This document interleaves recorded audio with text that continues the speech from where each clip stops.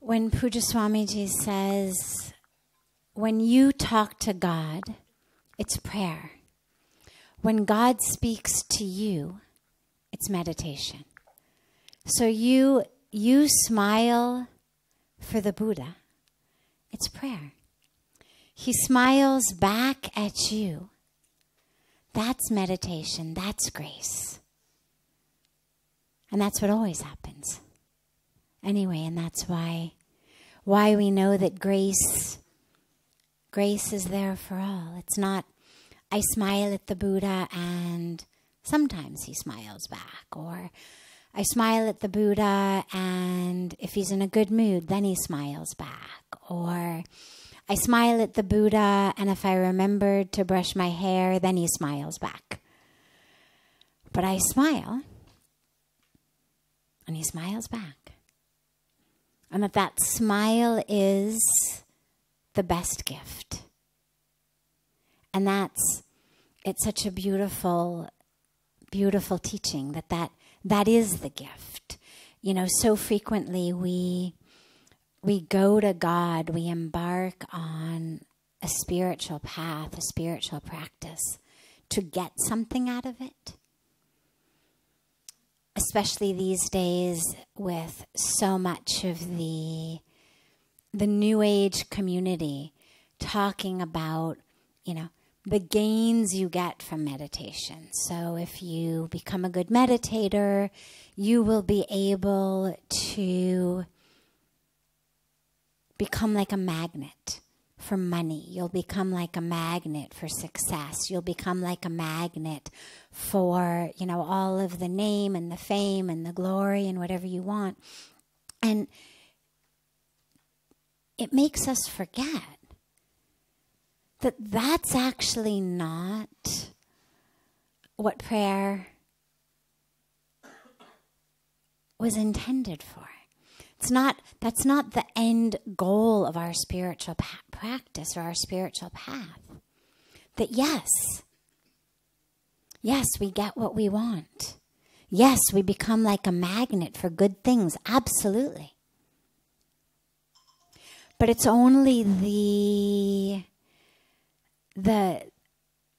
New Age and slightly shallow vision that makes us think that good things and rewards and all that we want are money, or that all that we want is material success, or that all that we want is to, you know, become the highest person in the company or to get name and fame.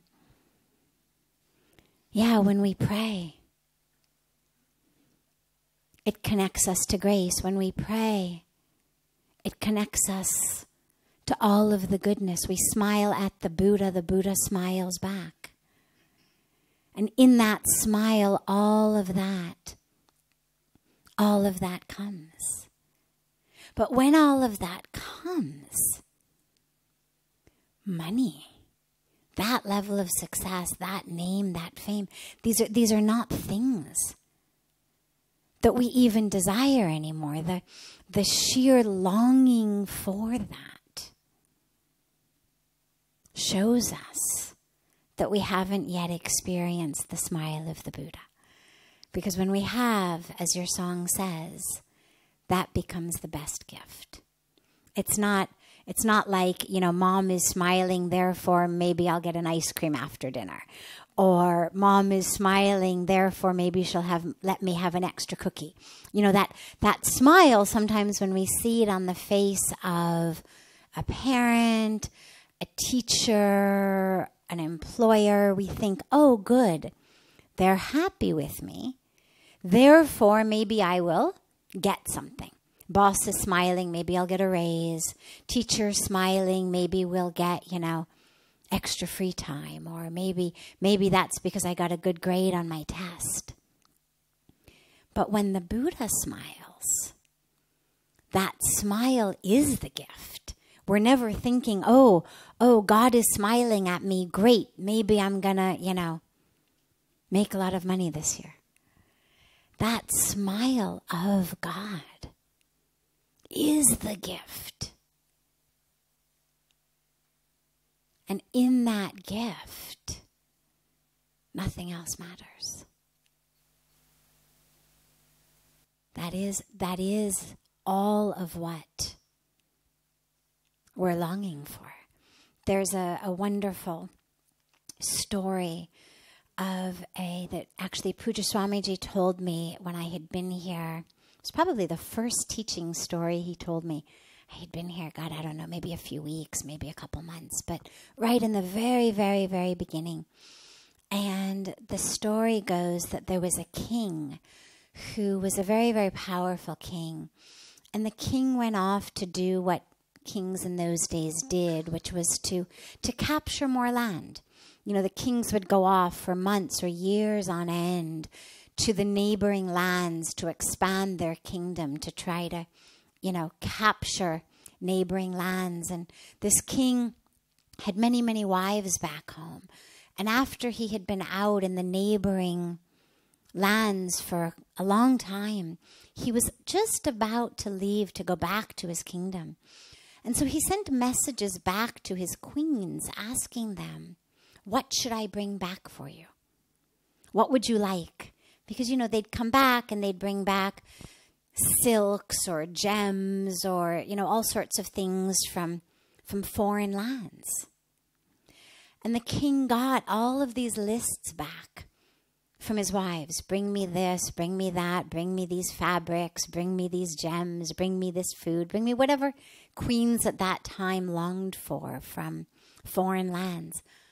And one queen sends back a piece of paper that just has number 1 written on it. And the king, like many kings in these stories, was a good man, but simple intellectually. He was not very, very deep. And so he gets this note with number 1, and he says to his advisor, minister, he says, she's not very smart. He says, I always knew she was not, very, very smart. Number 1. What does 1 mean? I asked for a list of things. What does 1 mean? But his advisor was very wise. And the advisor says, no, that number 1 means you are my number 1. And what this queen is saying is, you are number 1. She doesn't want all of those other things. There's no list from this queen. Just you. Oh, the king said, naturally he was very touched and pleased. And so he sent all of his other soldiers and his people to all of his other queens with their carriages and boxes full of, silks and other fabrics or gems and whatever. And he personally went to this one queen. And as Puja Swamiji told me the story, he said, and of course, naturally, wherever the king goes, everything goes with him. I mean, yeah, a few boxes may go here, a few carriages may go there, but wherever the king goes, obviously, all of the soldiers, all of his people, all of the goods, everything goes with the king. Nobody's going to say to the king, oh yeah, okay, no problem, you go there, we'll be waiting for you back at the palace.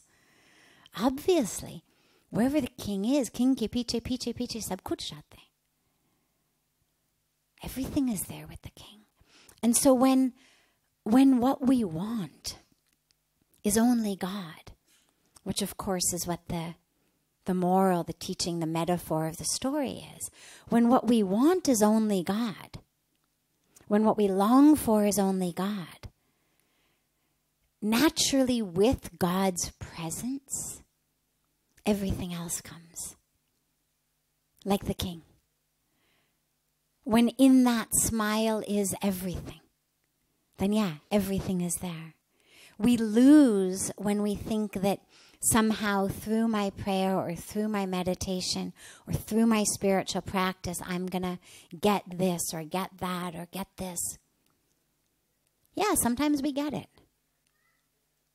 Mantras are very powerful. Siddhis come. The path is powerful.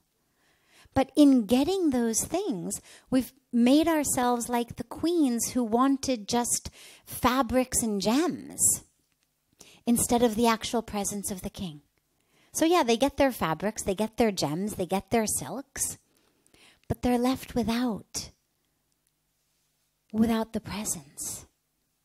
And in that presence is where the real magic happens. So I usually don't begin satsang with a lecture. It's usually just questions. But I was so touched by your song that it inspired so much. Thank you.